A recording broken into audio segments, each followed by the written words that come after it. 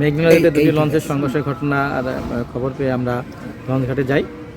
Launch ঘাটে গিয়ে আমরা লঞ্চটিকে এখানে পাই, লঞ্চটিকে আমরা আটক করি এবং লঞ্চের আমাদের 4 জন লোককে আমরা জিজ্ঞাসাবাদের জন্য নিয়ে আসি। আমাদের সাথে নৌপুলিশ প্রায় কাছাকাছি সময় নৌপুলিশ চলে আসে।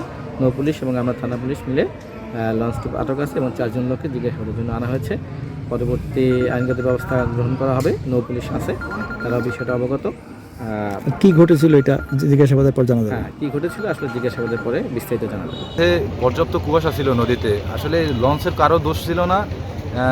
যতক্ষণে দেখছে ততক্ষণে তারা মুখোমুখি হয়ে গেছে, এই জন্য দুর্ঘটনার শিকার হয়েছে। আসলে এটা কারো হাত নাই। কিন্তু হতাহতের ঘটনা দেখছেন কি? হতাহতের একজনের কনফার্ম ছিল জায়গা থেকে, আর অ্যাক্সিডেন্ট ইঞ্জুরি হয়েছে অনেকেই। এর ভিতরে শোনা গেছে যে 3-4 জন নাকি মারা গেছে আর কি, মেডিকেল নেওয়ার সাথে সাথে।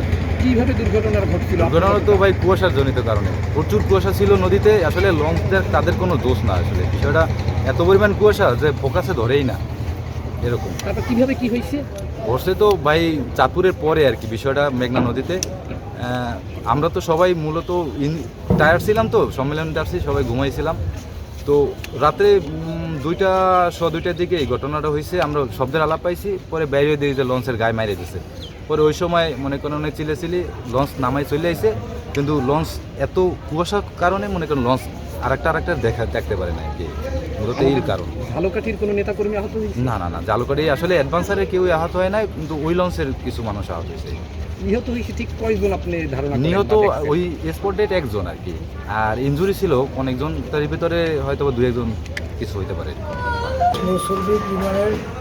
ঝালকাঠি জেলায় আমি সভাপতি।